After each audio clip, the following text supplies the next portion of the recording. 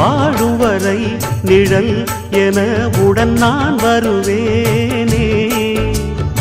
ஏழ் பிறப்பும் உயிர் துணை உனை நான் பிரியேனே.